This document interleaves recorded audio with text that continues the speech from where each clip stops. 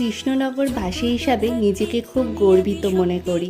আমার শহরে এত বড় করে জগদ্ধাত্রী পুজো হয়, তবে কখনোই আমি চন্দননগর আর কৃষ্ণনগরের মধ্যে কোনো তুলনা করতে চাই না।